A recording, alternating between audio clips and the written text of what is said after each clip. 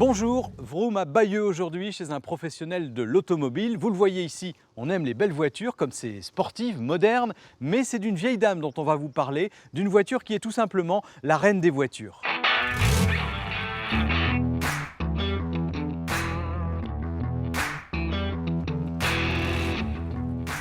Et la reine des voitures, c'est bien sûr la DS Citroën. On en parle avec Alain, président du club des volants de Nactes et propriétaire de cette magnifique voiture. Bonjour Alain. Bonjour Laurent. Alors cette DS, c'est quel modèle? Alors, c'est une DS 23 injection électronique de 1974. Donc ça représente la dernière évolution de la DS qui est sortie au Salon de Paris en 1955.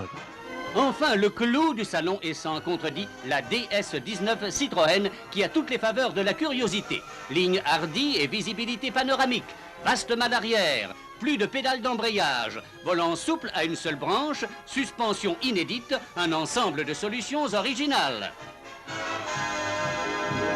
La première DS 19, c'était avec le moteur de la traction. Elle devait faire 75 chevaux, je crois, de mémoire, avec un carburateur, simple carburateur. Et celle-ci, on est à 130 chevaux avec une injection. Elle a été mise à nu, le châssis a été sablé. Et puis évidemment, alors il y a des pièces qui ont été remplacées parce qu'il y en avait qui étaient un petit peu bouffées au mythe, repeintes forcément. Et puis l'intérieur a été complètement refait.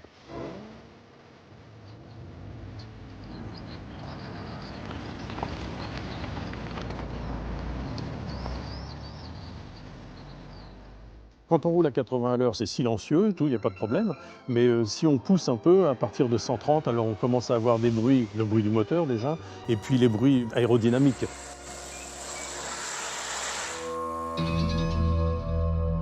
Beaucoup de DS sortaient avec un intérieur cuir, mais celle-ci, donc, c'est du tissu.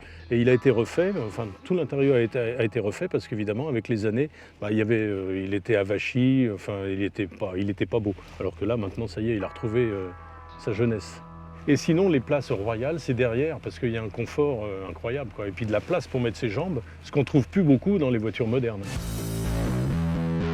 Et puis bien sûr, il y a la DS présidentielle, 6,55 m de long, une voiture faite à l'échelle d'un homme qui pourtant ne l'utilisera guère.